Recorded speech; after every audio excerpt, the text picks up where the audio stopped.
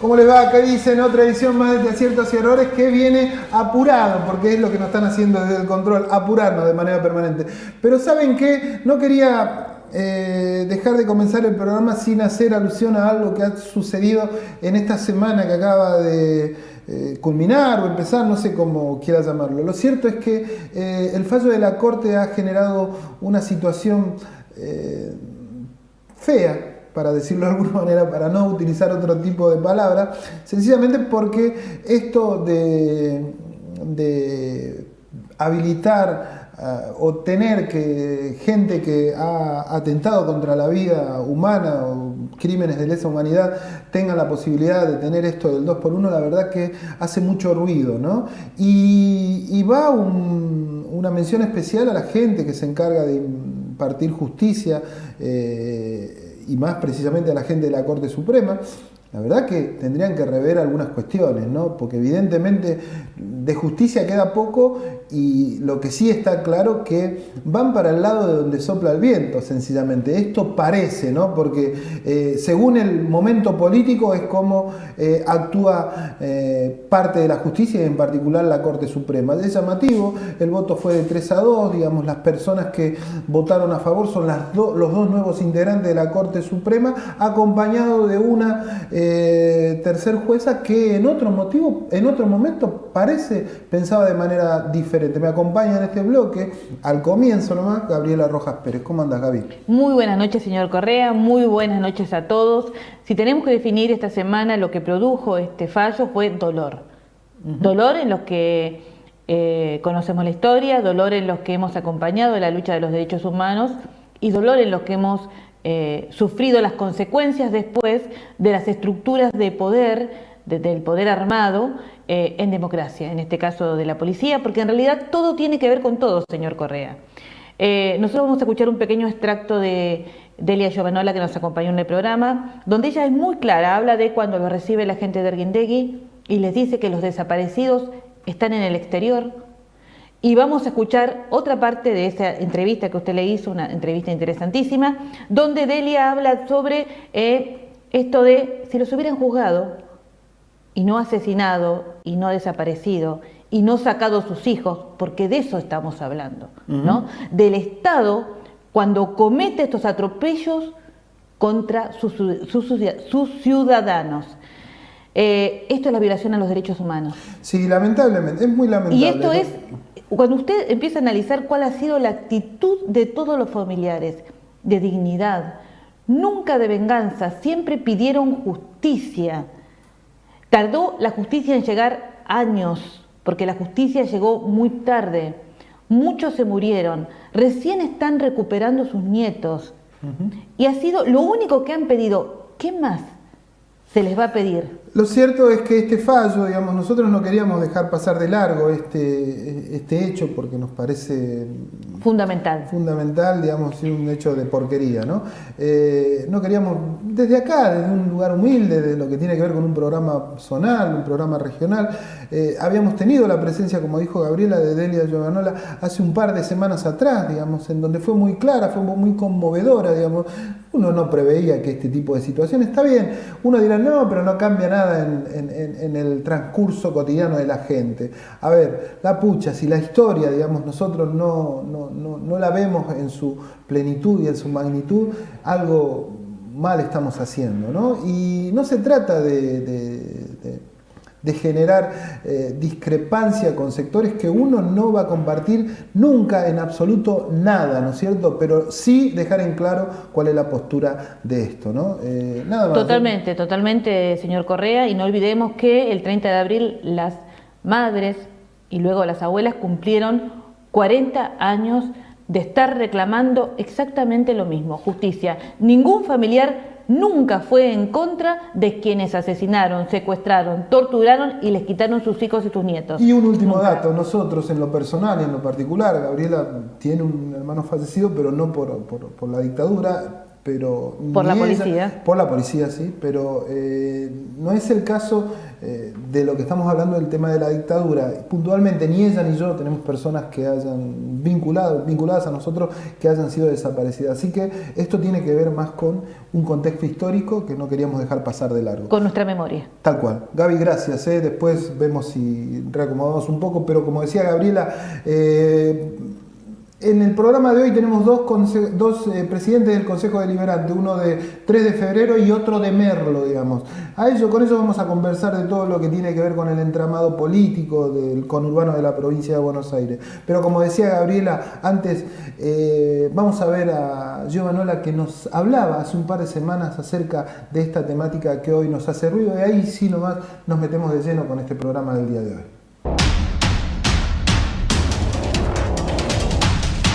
Más, en una oportunidad hicimos una entrevista al Ministerio de Gobierno, a la Casa de Gobierno, Arguindegui, creo que era que nos atendió un empleado, no él tampoco, y nos decía, pero señora, ustedes buscándolos y ellos paseando en Europa, ¿cómo puede creer? Y yo retrucaba. Pero la nena que quedó solita durmiendo en la cuna, ¿cómo la van a dejar y se van a pasear a Europa? No, están allá, pero era una burla. Directamente nos dábamos cuenta de que nunca nos dieron noticias de nada. Y el mensaje de defender la democracia siempre, de la lucha que no se convierta en una lucha de odio, buscar pacíficamente, como creo que hemos buscado las abuelas, y nada, buscar el mensaje de la memoria, no perder la memoria nunca. Memoria, verdad y justicia, que es el eslogan nuestro. La justicia que siga actuando y que los juzgue a los que hubieran juzgado a nuestros hijos y no hubiera pasado nada.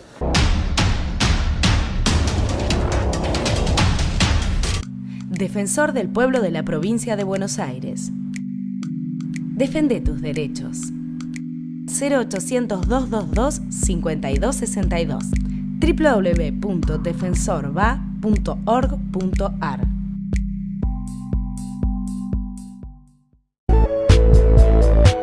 Ya funciona el nuevo Centro de Cuidado Infantil de Barrio Libertador, con 3 salas, patios de juegos y salón de usos múltiples que 120 chicos de 1 a 3 años ya disfrutan. Municipalidad de San Martín.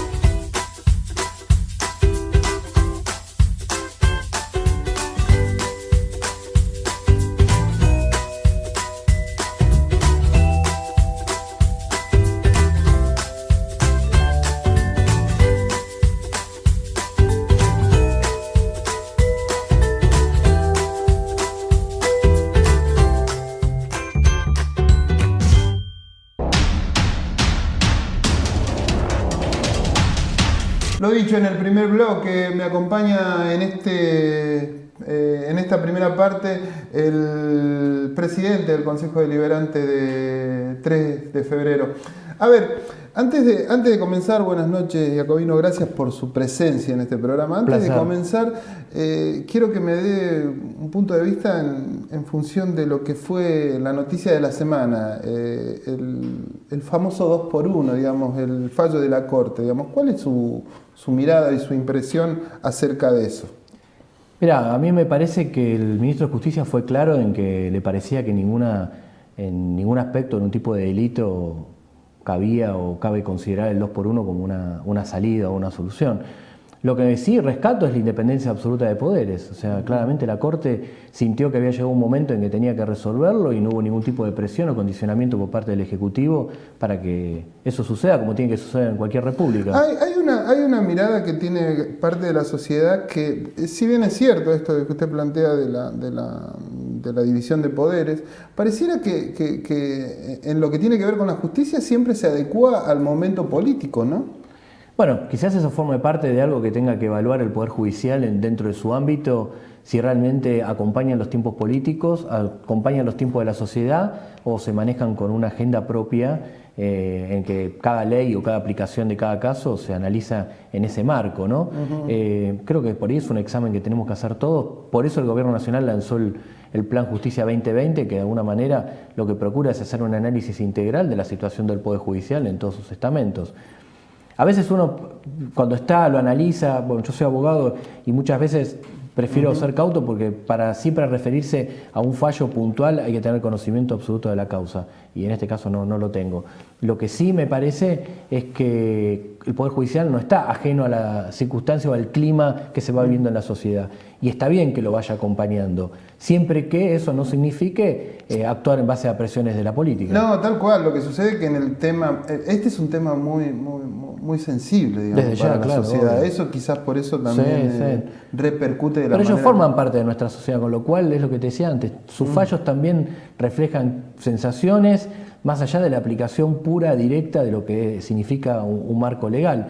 En este caso, el fallo de la mayoría se sostiene en de que la aplicación del beneficio no distingue sobre qué delitos tiene que ser tratado. Objetivamente, aparte Sí, de la está palabra bien, del Tribunal objetivamente Superior, está bien, está digamos. perfecto, pero sí, bueno. lo que pasa es que los argumentos de la minoría también son fueron buenos. muy contundentes, Sí, digamos, el fallo ¿no? O sea del que... voto de Lorenzetti y Maqueda es muy bueno también. Los dos tienen, por suerte, digamos, siempre está bueno cuando la Corte tiene fallos que las posiciones que se sostienen sean bien fundamentadas. Así que en este caso creo que los dos votos tienen muy buen fundamento. No, seguro, el fundamento está claro, lo que por ahí, insisto, llama mucho la atención el tema, ¿no? Pero bueno, no era... Como en el otro bloque va a venir otro presidente de otro consejo deliberante, también vamos a comenzar de esa manera. Ahora sí vamos a meternos de lleno en lo que tiene que ver con lo local.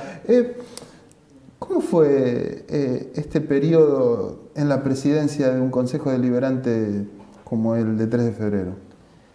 Bueno, para mí fue todo un desafío personal, profesional, obviamente político. Formo parte de un bloque que no es ni primera minoría, siquiera, somos 6. Con lo cual obligó a hacer un trabajo de acuerdo y de consensos muy fuerte con todos los bloques, con todos los concejales. Y ese desafío a mí me parece que era muy interesante, fue muy interesante y sigue siéndolo aún hoy. Así que por ese lado estoy muy conforme. Muchas de las cosas que nos planteamos al principio de la gestión en el Consejo Deliberante creo que las pudimos llevar a cabo.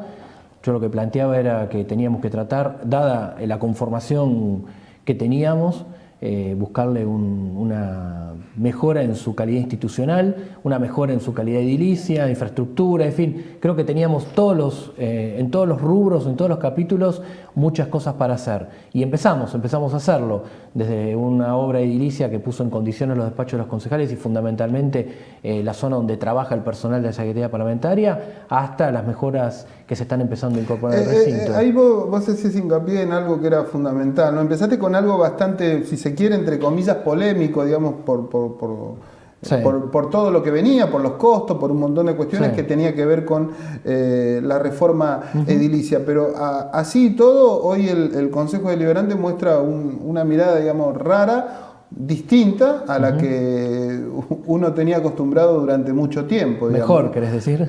No, por supuesto, sin lugar a dudas, seguro. Bueno, seguro pero... es mucho más ordenado, mucho más limpio, mucho más vistoso, es mucho más luminoso inclusive, digamos. O sea, en eso no hay discusión alguna, digamos. La polémica había surgido por los costos, digamos, sí, ¿no? También, y porque algunos pensaban que no era el momento. La verdad, mirándolo hoy, digamos, siempre con el diario del lunes, los resultados del domingo se ven con mayor claridad, con una perspectiva un poco más lejana del tiempo. Era el momento exacto para hacerlo. Yo en eso no me arrepiento, más allá de algunas dificultades iniciales, porque era cuando recién comenzábamos, estábamos en un periodo de receso, más allá de después que la obra se alargó un poco por las circunstancias del edificio. Todo el sabe que cuando empieza una obra se encuentra con cuestiones de estructura que por ahí no las tenías en cuenta. Bueno, todo eso se pudo superar y por suerte todos mis colegas entendieron que eso era un trabajo para el beneficio de ellos y fundamentalmente de dos las dos columnas que menos se ven, que son los vecinos, que tienen que acercarse a nuestro Consejo Deliberante, que eso es lo que queríamos, lo que queremos y lo que espero continúe siendo una política de Estado más allá de quienes estén en el Consejo, y por el otro lado también mejorar la condición de aquellos que todos los días van a trabajar ahí. Creo que lo entendieron todos, y si bien al principio forma parte a veces de los posicionamientos políticos también, yo era un concejal nuevo, o sea, no solo un presidente nuevo después de muchos años de presidir otro concejal que hoy sigue formando parte de nuestro cuerpo, sino que además era un concejal nuevo, era nuevo en la política de 3 de febrero, digamos, bueno, el condimento era muy fuerte. Ese es el otro punto, digamos, uno que por ahí transita, al menos desde la profesión, los lugares como 3 de febrero, los municipios, es cierto, digamos, no era nada... no era mentiroso que vos no venías o al menos no estabas en el ámbito político local, digamos. Para nada, no. Y eso también te ponía en un lugar muy, muy particular. Digo esto, realmente en lo personal yo debo admitir que sorprendió la forma de hacer política, porque creo que no va en desmedro de los demás concejales, pero creo que si alguien hizo mucha política dentro del Consejo Deliberante, fuiste vos, digamos, ¿no? Y eso me pareció llamativo, porque veníamos de un Consejo Deliberante inclusive con un presidente, que hoy expresidente, que es concejal, digamos, ¿no? Y me sorprendió realmente. ¿Vos lo notaste eso, que le pusiste una dosis de política a un lugar que tiene que tener mucha política? Es ¿no? el ámbito natural donde tiene que transcurrir la política local.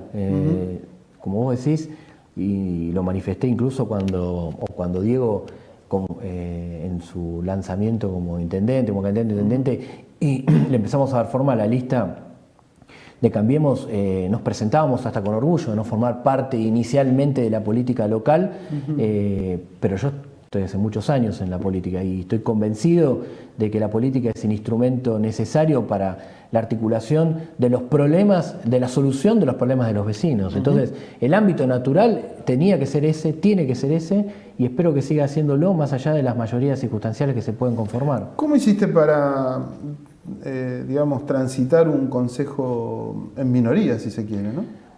Con lo que acabamos de hablar antes, con el diálogo político permanente, constante, en una escala muy, muy chiquita, obviamente. Lo puedes ver en la Cámara de Diputados también, o en el Senado, donde tenemos, mi espacio político no tiene una mayoría, ni siquiera en alguno de ellos es primera minoría, y las cosas pueden funcionar igual cuando hay un respeto a las ideas del otro.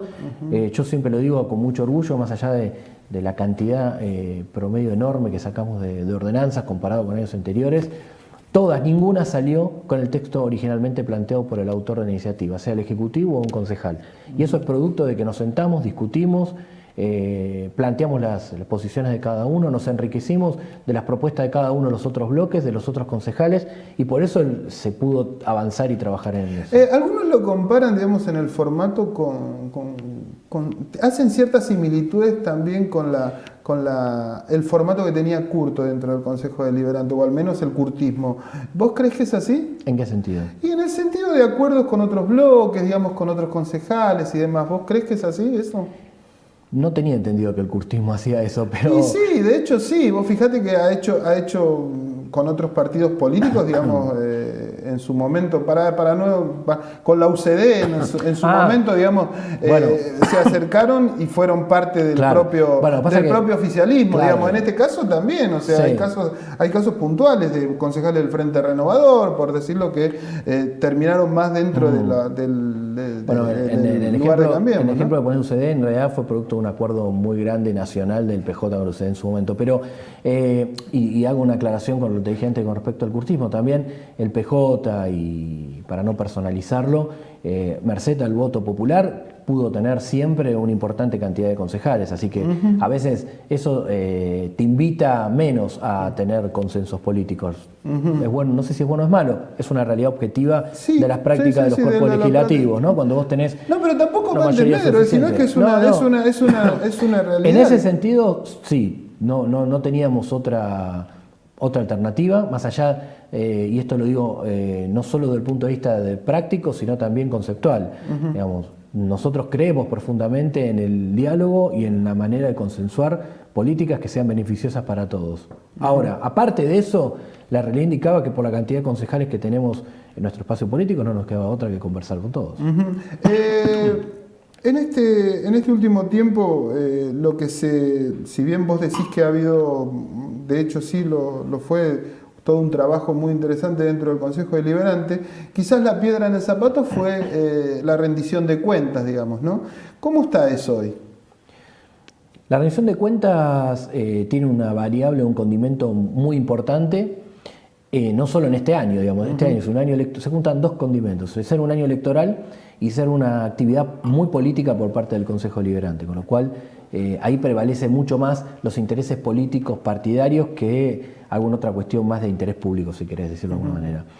El tratamiento todavía sigue, digamos, el expediente, lo que es el curso de la rendición sigue en tratamiento, estamos dentro de los plazos que establecen tanto la ley orgánica como la ley de Tribunal de Cuentas. Es hasta junio, ¿no? Son en teoría 60 días, hasta el fin de junio. ¿Y cómo es eso? A ver, para que la gente entienda, lo que no se aprobó todavía es la rendición de cuentas. Es como, a grandes rasgos, es como si en una familia, no sé, dice yo gasté tanto y el otro dice no, para mí vos no lo gastaste. Sí. Ese sería un poco a grandes rasgos. La diferencia o la particularidad que hay que tener también sobre la mesa es que el análisis, si se quiere, técnico de la rendición de las cuentas públicas las hace el municipio ante el Tribunal de Cuentas. O sea que más allá del análisis que haga el Consejo Deliberante, la rendición de cuentas en sí es analizada y considerada por el organismo especializado que establece la Constitución de la provincia y las leyes provinciales, que es el Tribunal de Cuentas. Con lo cual, no es que si nosotros no lo tratamos o no lo aprobamos... no se aprueba la rendición... No es una cuenta que el Ejecutivo no debe rendir. No, el Ejecutivo, cualquiera sea, lo rinde ante el organismo especializado que es el Tribunal de Cuentas. La nuestra es una mirada, si se quiere, bastante más política. Por eso hay que buscar los consensos para trabajarla, ¿no? Claro, o sea, sería como una cuestión política en desmedro, por decirlo de alguna forma. O sea, como que no cumpliste el objetivo político, sería. Podría ser eso, y también, obviamente, el Tribunal de Cuentas analiza los motivos por los cuales algún bloque puede no acompañarlo. Algunos son cuestiones más bien políticas, otros pueden tener un sustento técnico-administrativo. En ese caso, el Tribunal de Cuentas lo puede considerar. Hablaste, y ya, digamos, indefectiblemente estamos dentro de un año electoral, digamos, ¿no? ¿Qué expectativa tenés en función de las distintas miradas que hay por parte de la sociedad, ¿no es cierto? Vos viste que hay...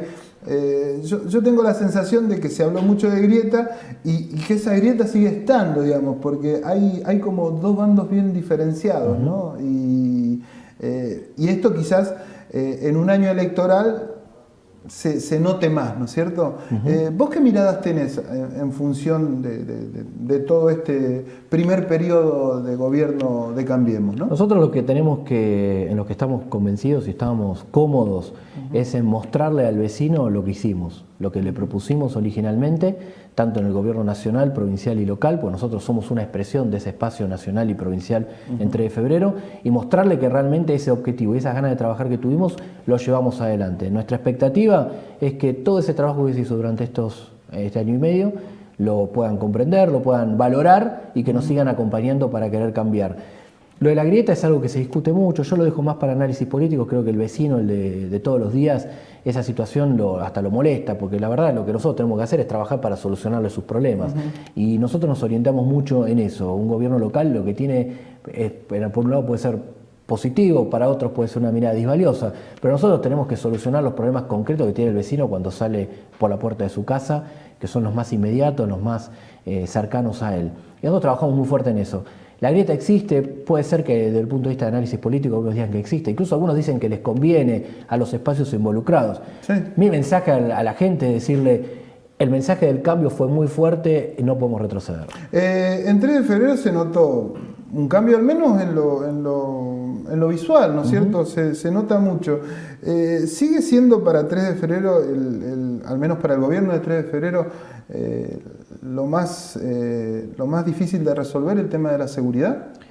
Mirá, el tema de seguridad es un tema que tiene múltiples factores, múltiples aristas e interviene en múltiples jurisdicciones. La verdad que todos los municipios en la provincia de Buenos Aires particularmente, producto de una serie de políticas de muchos años de desmanejo de la situación, particularmente desmanejo de la policía, que creo que la gobernadora ha iniciado una campaña muy fuerte para tratar de ordenar eso, han asumido roles de complementación muy fuerte, porque la verdad que la responsabilidad primaria es provincial y nacional en los delitos federales. Pero todos los municipios, algunos más, algunos menos, han tratado de poner su granito de arena. Nosotros, nuestro municipio, antes de nuestra llegada, era un municipio que ese granito de arena no lo ponía, no lo puso. O lo ponía de una manera distinta a la que a nosotros nos parece que es la adecuada. De nuestra parte ahora estamos haciendo un esfuerzo muy grande con la plata de todos los vecinos para tratar de complementar, ayudar y coadyuvar a la provincia a llevar esa tarea adelante, a la provincia y a la nación. Y es un trabajo permanente, constante, no termina. Cada hecho de inseguridad nos duele profundamente porque el esfuerzo que se hace es muy grande cuando las posibilidades son muy chicas. Entonces, lo que estamos haciendo es llevar al máximo de lo posible las competencias que puede tener una municipalidad para tratar de colaborar en ese tema. Y bueno, a veces, digamos, la complejidad de esa situación hace de que los resultados no sean inmediatos. Obviamente, son muchísimos años en que las situaciones sociales, políticas y el manejo de la policía de la provincia no han sido el adecuado. En pocos meses de gobierno y mirando a fin de año, van a ser 2 años, revertir una tendencia es muy fuerte, es muy difícil. Sí, creo que se hizo porque desde la gobernación de María Eugenia se está haciendo un cambio fundamental desde lo conceptual, desde lo ideológico y también del mensaje a la política y a la sociedad. La problemática está en la policía, digo, porque viste que muchas de las políticas que toma la propia gobernadora de la provincia tiene que ver con recambios muy fuertes en ámbito de las comisarías, digamos, ¿no? O sea, la policía, digamos, es fundamental en esta resolución de la temática de la seguridad. La policía es clave, porque es la institución que nuestra sociedad democrática, nuestro gobierno instituyó como la responsable para la tarea de prevención y seguridad. Lo que tenemos que hacer, y creo que el mensaje de la gobernadora es muy bueno en ese sentido, es distinguir a aquellos policías que son amplísima mayoría y trabajan dentro de la ley, de aquellos que no lo están y que utilizan el uniforme por una circunstancia X, pero realmente no están trabajando en el sentido que deberían hacerlo. Y vos creo que lo pueden analizar todos, la mirada de la gobernadora es fortalecer y trabajar muy cerca de aquellos policías que entienden realmente la importancia institucional de su tarea, ¿no? Bueno, ya te decía antes, esta ya quizás es la última pregunta y tiene que ver con esto, con este año electoral, digo. ¿Cómo ves vos que va a ser tu responsabilidad a futuro, digo, en función de después de la elección, con respecto a los concejales, digamos, cambiemos por acuerdo y demás, va a perder 7 concejales aproximadamente. Está bien, yo no digo que no podrían sacar 7 concejales, pero es sacar más, es un escenario muy difícil, digamos, ¿no? ¿Vos cómo lo ves a ese escenario, digamos? Digamos, escenario difícil, por ahí sacan 7 concejales y se solucionó todo y no hay ningún problema, digamos, ¿no? Sí. Pero, o sea... No, a ver, nosotros, digamos, de los concejales que forman parte de nuestro bloque son 2. Es verdad que con algunos otros hemos trabajado muy fuerte y hemos tenido un trabajo en conjunto, pero claramente ellos mantenían su individualidad y no es una señal menor esa, porque en algunas cuestiones... si vos tenés que bajar un criterio político, si vos tenés 10, 12 tuyos, es mucho más fácil que si son 5 y los otros 5 hay gente que te quiere acompañar, pero tenés que, de alguna manera, mixar las ideas, porque no todas son uniformes. Así que entiendo desde el punto de vista de la mirada... Claro, pero eran 7 personas, digamos, que tenían... Absolutamente, era gente con la que habían comprendido el cambio que estábamos llevando adelante y nos querían acompañar en un montón de cosas, pero aportando en muchos casos para mejor, como te decía antes. Siempre la cercanía favorece el intercambio de ideas y que nos nutran en muchos de sus conceptos, en muchas de sus miradas, y con ellos será mucho más fácil. Nosotros sabemos que si logramos que el vecino vea que todo lo que hicimos y el trabajo que estamos haciendo forma parte de los que nos comprometimos, lo que le dijimos en campaña y lo que hicimos durante años de gestión, yo creo que nos va a ir muy bien. Después el número es una cuestión, sí, obviamente me encantaría tener 7, 8, 9, pero la verdad lo que más me importa es que el vecino comprenda en una amplia mayoría de que el cambio realmente llegó a 3 de febrero y que ese cambio es producto de una serie de miradas cercanas al vecino. En esa parte del vecino, la recepción que vos tenés, digamos, pero real, sí. O sea, ¿Cómo es, digamos? Es muy buena. De los buenos, o sea, tenés de todo, digamos, Tengo de todo. de recibir, Sí, digamos, tengo de todo, absolutamente, no desconocemos las cosas que estamos haciendo mal, que creo que por suerte son muy pocas, y las que estamos por ahí, digamos, tampoco quiero pecar de soberbio. La verdad que nosotros en todos los temas que el vecino nos puso en agenda, iniciamos una tarea para cambiarlo. En algunos lo podemos haber hecho mejor, en otros lo podemos haber hecho peor, pero en todos los temas donde nosotros planteamos la necesidad de hacer una modificación de la política pública, lo hicimos. Y como te decía antes, a veces lo podemos haber hecho mejor o peor.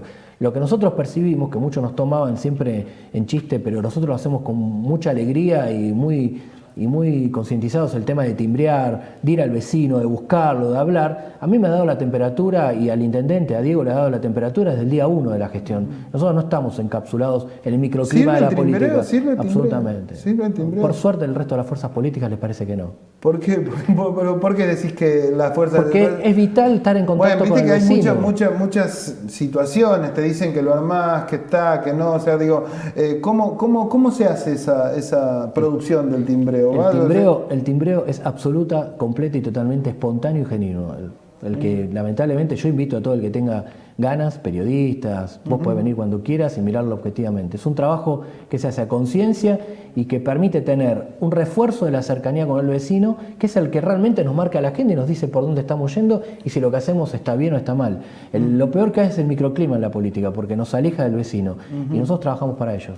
Sergio, te agradezco mucho tu presencia acá. Por favor, la verdad que ha sido bastante claro. Espero que, no te quedaste sin decir nada, digo, porque viste que a veces ¿hay algo que vos quieras decir y que no hayas dicho? Le pido a la gente de 3 de febrero que nos acompañe este año. En este año que es electoral. Mucho más que antes. Bueno, te agradezco mucho. Y sí, la elección del conurbano es la madre de todas las batallas. No me quiero ir a la pausa sin antes mostrarle algo que recibimos muchas críticas. ¿Por qué? Porque dicen que no hablamos de algunos temas. Fue desplazado un hombre de la Secretaría de Seguridad del ámbito del municipio de 3 de febrero, sencillamente porque aparentemente el hombre recopilaba todo lo que tiene material pornográfico de chicos o demás. Ante este motivo, el municipio reaccionó de manera rápida. Es un funcionario de esta nueva gestión. Lo cierto que hablamos con el intendente acerca de este tema y el hombre decía lo siguiente.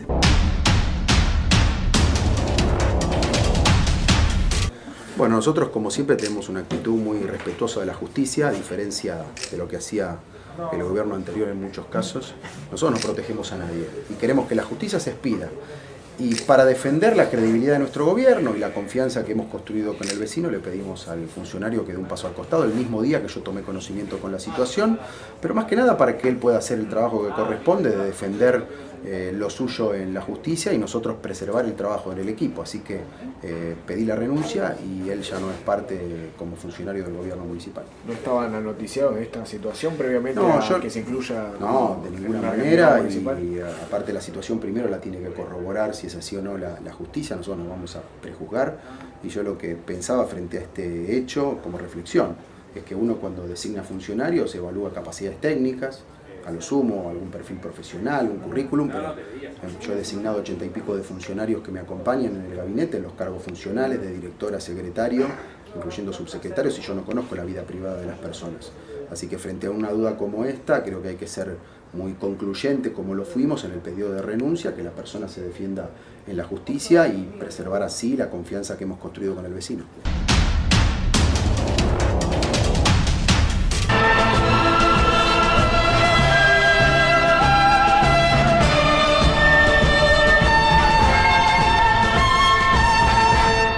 Creemos que hay un intendente que está haciendo un esfuerzo en la seguridad y el compromiso del primer día, cuando asumió Juanchi, fue que trabajemos juntos, y para nosotros, cuando hay un intendente comprometido, cuando nosotros nos comprometemos, podemos hacer cosas juntas, los vecinos contentos, podemos dar mayor seguridad, y para nosotros eso es el principal objetivo. El trabajo conjunto. No hay margen para ningún tipo de diferencia en la lucha que tenemos que dar contra la delincuencia, contra la droga, contra aquellos que todos los días atentan contra nuestros vecinos en nuestros barrios, aquellos que envenenan a nuestros chicos en nuestros barrios. Recién lo decía Cristian, más de 77 operativos vinculados al narcomenudeo, 5 patrulleros más, así que vamos a estar a razón de 4 móviles por cuadrícula. O sea, la prevención, nosotros trabajamos para prevenir, digo, no corremos atrás de los problemas, ¿no? Tratamos de anticiparnos, ¿no? Y esto es anticiparnos y prevenir a todo esto que tiene con la lógica de la lucha contra la inseguridad, ¿no?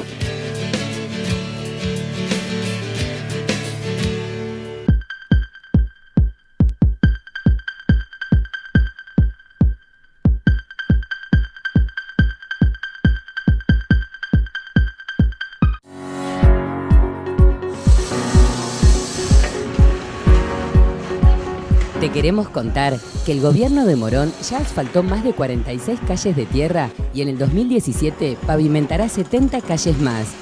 Realizaremos tareas de pavimentación con hormigón y obras hidráulicas complementarias, permitiendo mejor circulación, mayor seguridad en el barrio y beneficiando la calidad de vida de miles de vecinos. Trabajamos para vos. Morón Gobierno.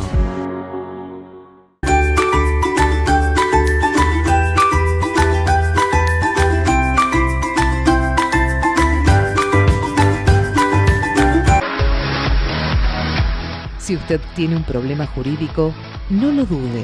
Consulte a un abogado matriculado. Se lo aconseja el Colegio de Abogados de San Martín. Llame al 4754-2139, Avenida Ricardo Balbín, 1750 San Martín.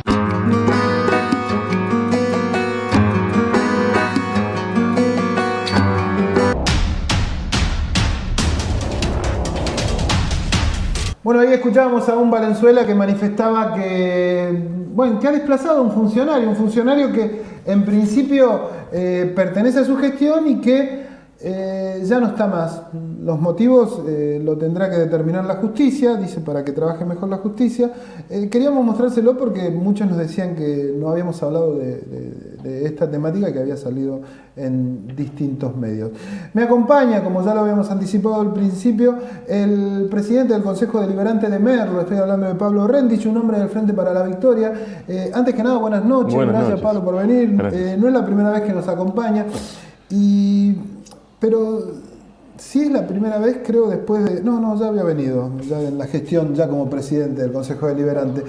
Vamos a empezar el reportaje de la misma manera que lo hicimos con el presidente del Consejo Deliberante de 3 de febrero, con una pregunta que, nos hicimos, no es que nos hicimos, sino que nos tiene... a mal traer desde el comienzo del programa y tiene que ver con el fallo de la Corte que fue esta semana. ¿Cuál es tu mirada, tu visión acerca de esto?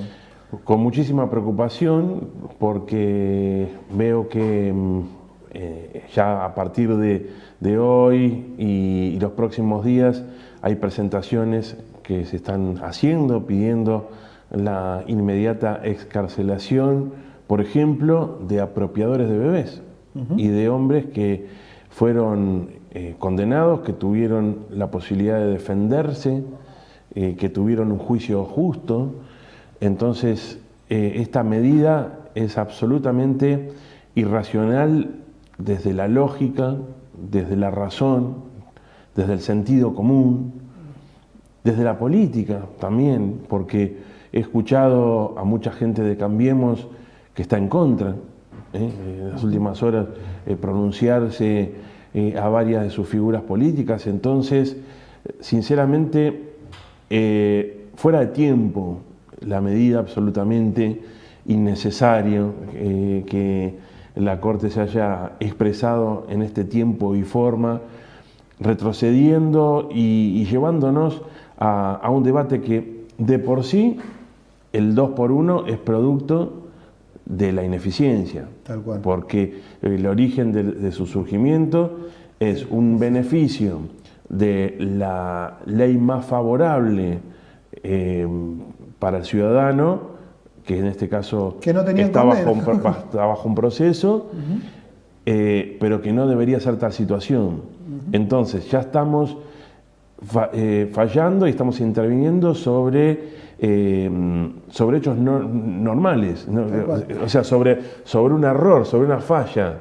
Entonces me parece que se debe repudiar esta acción y me parece que hay que cerrarla respecto de un caso en particular y que no debe extenderse, que los juzgados deben rechazar de plano las presentaciones que se realicen, y ojalá que quede en un caso aislado. Sería mi deseo que esto quede aislado a un solo caso como un accidente y que de ninguna forma prolifere la liberación de represores que atrás de todo fueron, y reitero, personas que fueron juzgadas, que tuvieron la oportunidad de defenderse y cuyos fallos y cumplimiento de condenas estaban efectivos. Tal cual, aparte se benefició con una medida, digamos, que es posterior a todos los casos que se estaban, digamos, los casos de la dictadura, porque esta es posterior, con algo que no sucedió en ese mismo periodo. Es llamativo, habla muy mal de la justicia puntualmente, a mí me parece, ¿no? Y esto es lo que yo vengo sosteniendo, es una justicia que parece, insisto, se acomoda a los tiempos, más allá de que vos decís, hablaba recién de tiempo y bueno, se me hizo esa idea. Me parecería importante como mensaje político que esos dirigentes de Cambiemos que se vienen expresando, obviamente llegue de la mano del presidente, llegue de la mano de María Eugenia Vidal, que es una de sus principales figuras, para dejarle bien en claro a la justicia que esto no es una medida forzada por la política, que no es un cambio de tiempos desde lo ideológico. Me parecería bueno que se pronuncien como para que quede bien en claro que en todo caso fue un tecnicismo en un caso en particular y que no hay una, entre comillas, bajada de línea política para que los represores queden libres, ¿no? Rendich, bueno, vamos a meternos de lleno en lo que tiene que ver con tu tarea cotidiana, tu labor cotidiana, y es el ámbito del Consejo Deliberante de Merlo, digamos. ¿Cómo has transitado este tiempo, digamos, con un gobierno, digamos, de un color, digamos, de Cambiemos, ¿no? Que obviamente está en las antípodas de lo que supuestamente, o al menos ustedes tienen o pregonan como gobierno? Bueno, ¿no? Con los puntos a favor y en contra de lo que significa ser oficialismo en Merlo, pero no contar con una gobernación ni con una presidencia del mismo color político. Uno de los impedimentos fundamentales es que en alguno de los pedidos que nos hace la sociedad de actuar en forma directa, no tenemos injerencia directa, sino que la injerencia es indirecta. Por ejemplo, la seguridad o la inseguridad, ¿no? Nosotros tuvimos que esperar 6 meses hasta que empezaron a rotar, a cambiarse algunos comisarios, y dependemos absolutamente de las medidas que tome el gobierno de la provincia de Buenos Aires. ¿Todo lo que hagan es aleatorio ustedes, o sea, como municipio? Sí. Nosotros podemos colaborar con insumos, con pertrechos, tenemos un centro de monitoreo donde funciona dentro, ahí mismo la Secretaría de Seguridad, donde ahí mismo se producen reuniones con quien está a cargo, por ejemplo, de Gendarmería, con quien está a cargo de la jefatura policial y de la policía local. Entonces, ese centro de monitoreo abastece tanto a la policía como a la justicia en caso de ser necesario, con la entrega de imágenes de las cámaras que están distribuidas dentro del distrito. Sirve además para poder organizar algunos operativos, poder divisar una zona de delito, organizar algún tipo de procedimiento, pero no se puede actuar en forma directa porque no se pueden resolver problemas de fondo, ¿no? ¿Y cómo está la relación con los bloques dentro del ámbito del Consejo Deliberante? Hasta ahora bien. ¿Por qué hasta ahora? Y porque empieza el año político. El año político, ¿no? Es un año político, por eso mismo también te lo preguntaba, ¿no? Yo separo bien claramente lo que es la cuestión institucional del Consejo Deliberante. Estamos haciendo un esfuerzo enorme para revincularlo con la sociedad, para que vean que la puerta está abierta. Generamos un equipo de gestión en el cual cada vecino que va y golpea la puerta, quizá ya está cerrada la municipalidad por horario a las 5 de la tarde, pero si viene un vecino que no sabe, ve que es una dependencia oficial y viene a pedir un trámite, lo atendemos, lo guiamos, lo acompañamos al hospital. lo ayudamos con el turno. Si viene a pedir un servicio, un raleo de un árbol, lo que sea, también lo acompañamos a delegaciones, les hacemos los trámites. Creemos que es como parte de la administración, hay que dar respuesta. Entonces, institucionalmente trabajamos valores de la cultura, trabajamos junto con la Subsecretaría de Educación. ¿Y vos crees que este año eso no se va a dar, digamos, dentro de ese ámbito, digamos, porque por el año electoral en sí mismo? Digamos? O sea, lo que quiero decir es que no pienso abandonar de ninguna forma el rol institucional del Consejo Deliberante y todo eso. Acabamos de inaugurar por primera vez un sistema de un digesto, o sea, la suma de las ordenanzas de Merlo, que son casi 5.000, creamos una red, digitalizamos el edificio, tenemos 24 oficinas con 24 computadoras, con los 24 concejales conectados en una intranet que pueden ingresar al digesto de ordenanza, legislar en tiempo real, porque pueden ingresar a ver las ordenanzas, modificarlas, presentar sus modificaciones en las próximas reuniones de comisión. Entonces estamos dinamizando todo eso. Yo no quiero que la discusión política se arrebate nada de eso. Claro. Estamos a punto de empezar el año político, tuvimos recién 2 sesiones, una extraordinaria y 2 ordinarias, pero inevitablemente cuando empiece el camino de la discusión política, espero que tengamos un debate a la altura de las circunstancias. ¿Tuvieron la rendición de cuentas ya ustedes? Se está trabajando todavía. ¿Se está trabajando? ¿Cuesta a ustedes también? No, porque bueno, justo estaba el presidente del Consejo Deliberante el 3 de febrero anterior y me decía que bueno, a él le está costando aprobarla. Nos costó la anterior porque venía de la gestión del ex intendente. Entonces ahí sí nos traía dificultades porque una parte, aunque fuera un mes, era nuestra, entonces éramos solidariamente responsables de toda la administración.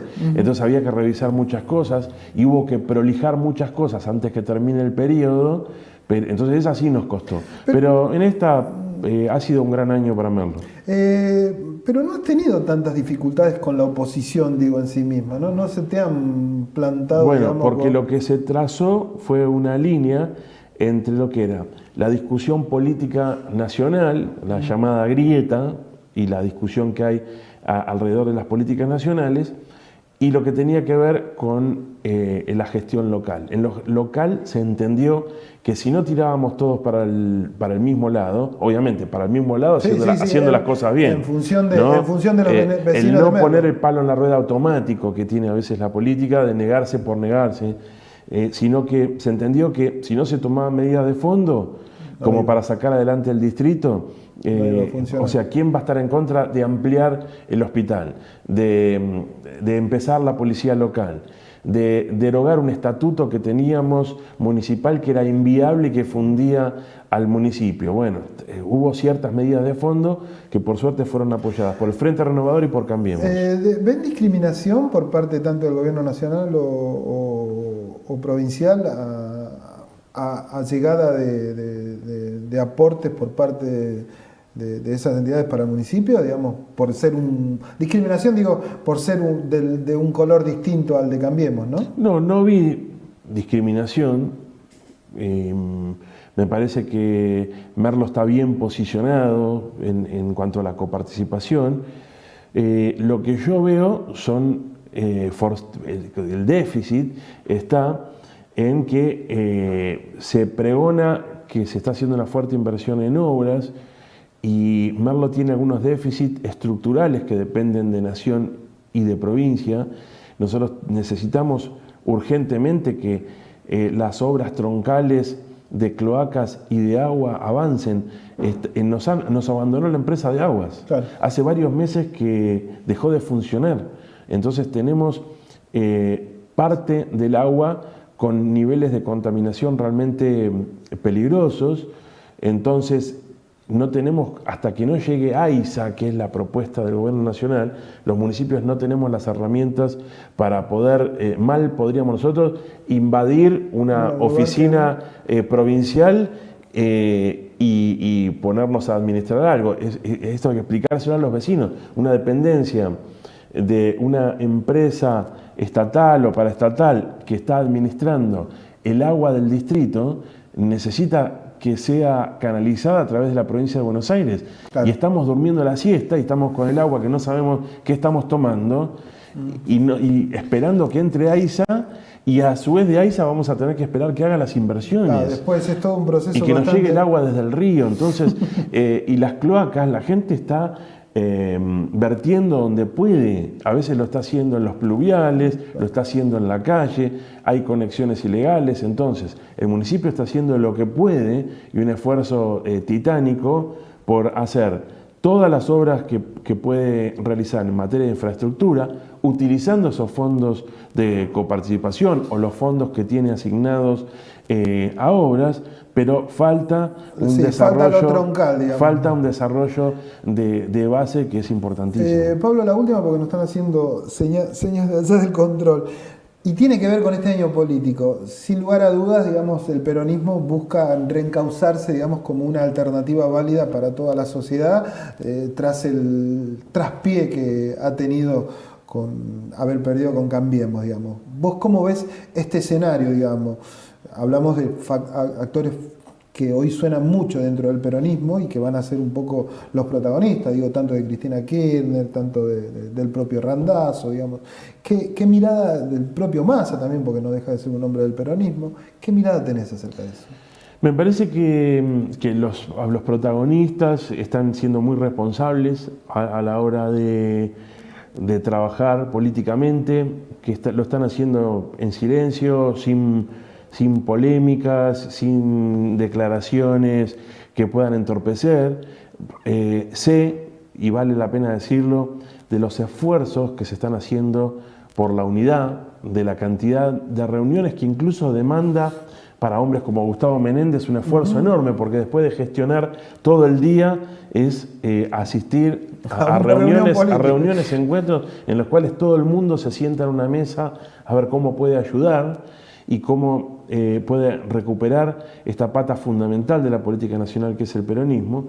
Y veo hasta el día de hoy, porque la coyuntura después cambia, puede cambiar abruptamente, que sin duda Florencio Randazzo es un hombre que ha salido respetado de la gestión, que la labor que ha hecho lo ha hecho ganar adhesiones, que fue prudente al retirarse en un determinado momento y saber guardarse después de una derrota, y que Daniel Scioli, que estuvo a muy poquito de poder ser presidente de la Nación y que también es respetado, cuentan hoy con las mayores posibilidades dentro del PJ kirchnerismo y kirchnerismo de poder ser los candidatos, que hay un grupo de intendentes que están haciendo un muy buen trabajo, caso Verónica Magario, Gustavo Menéndez, algunos que la están luchando muchísimo, como el intendente de Moreno, como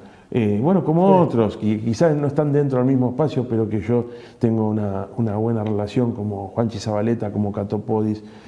Entonces me parece que se está haciendo un gran esfuerzo, que hasta ahora todo da la sensación de que ellos van a ser los que van a disputar el primer lugar de la candidatura a senador, y que eso puede llegar a ocasionar o a producir una competencia que sea positiva, que entusiasme, que den ganas de posicionarse y que resuelta esa discusión, que es un trámite muy importante, porque son las PASO y tal cual. Ir hacia una elección general con una unificación que haya dirimido diferencias y haya terminado de alguna forma pasar el tamiz por algunas personas que quizá en este momento no tienen caudal electoral, no están prestigiadas dentro de la política, y den lugar a partir de estas dos figuras al comienzo de una renovación.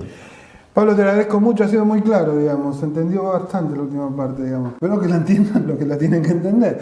Gracias. Actuar con responsabilidad, con lógica, con respeto a lo que hicieron mucho antes, pero también entendiendo lo que está pidiendo la gente, el vecino, el votante y el país. Gracias. Vamos a andar por Merlo también para interiorizarnos más de algunas temáticas que ya nos llegan ahí a portada, a nuestro Facebook y demás cosas.